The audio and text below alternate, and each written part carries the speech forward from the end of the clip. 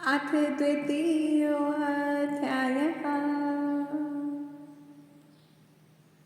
कर्मयोग मार्ग।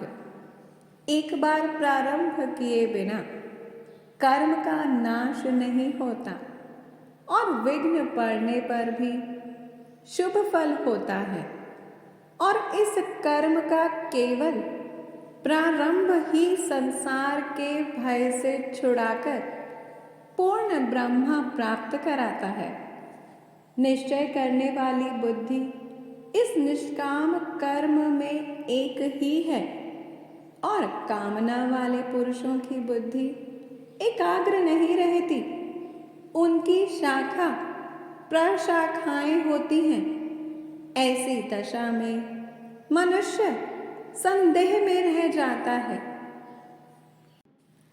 हे अर्जुन, अज्ञानी उस पुष्पिता वाणी को ही स्वर्ग सुख से बढ़कर कुछ नहीं समझते।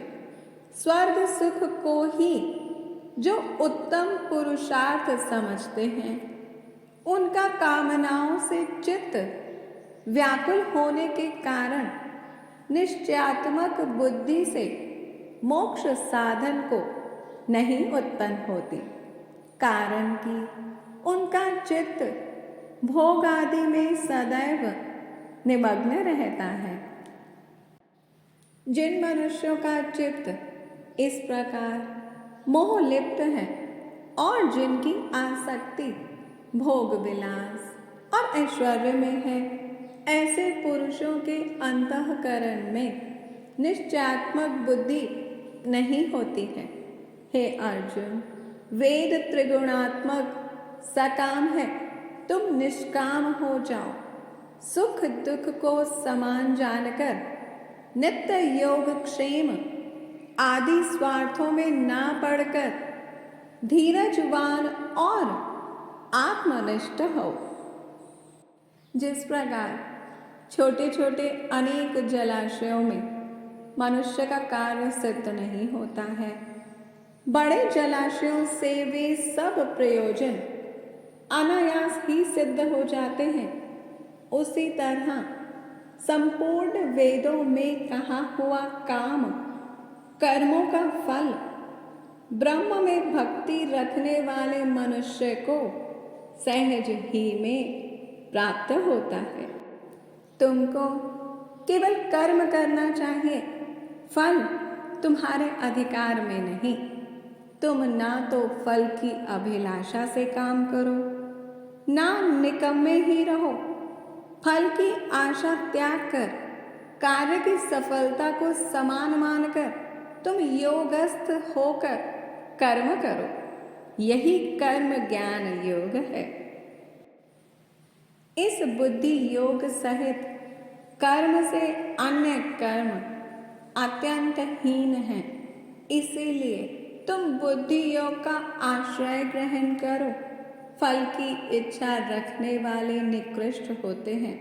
निष्काम कर्म करने वाला पुरुष ईश्वर कृपा से इसी संसार में सुकृत तथा दुष्कृत इन दोनों ही का त्याग कर देता है।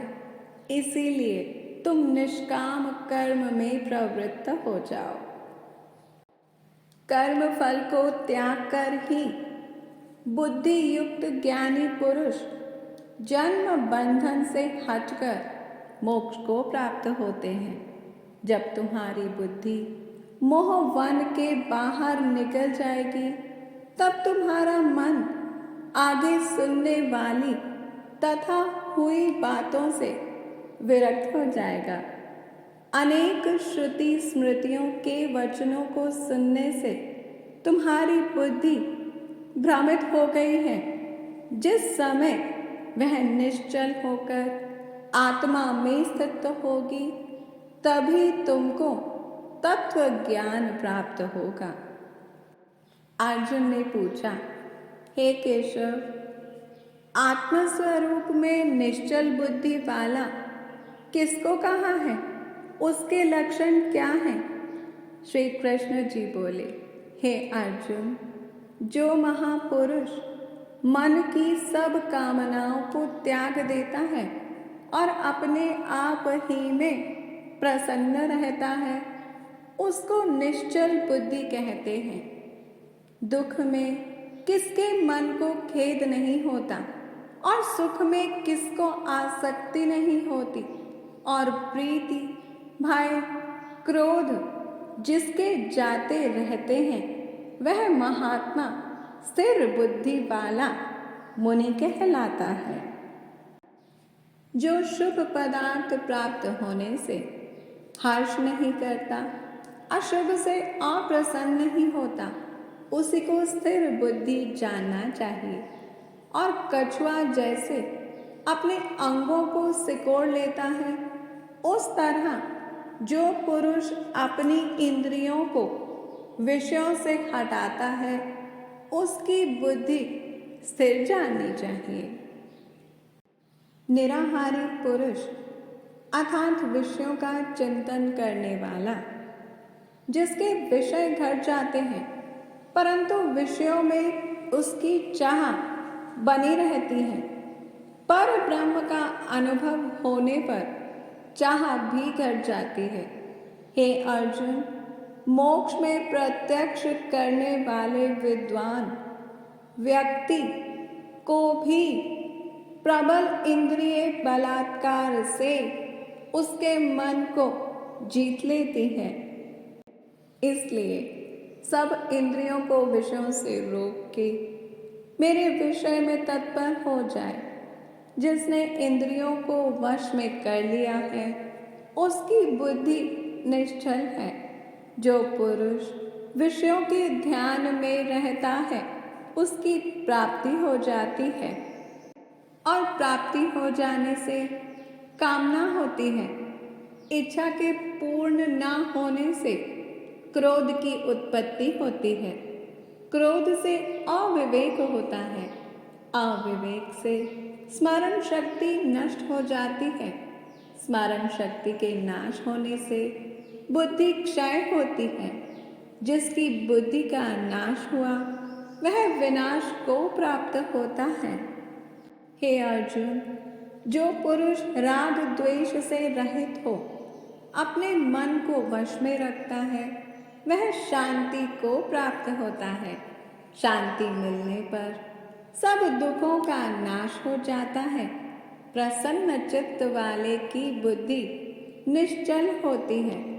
जो पुरुष योग युक्त नहीं है, उसकी निश्चल बुद्धि उत्पन्न नहीं होती।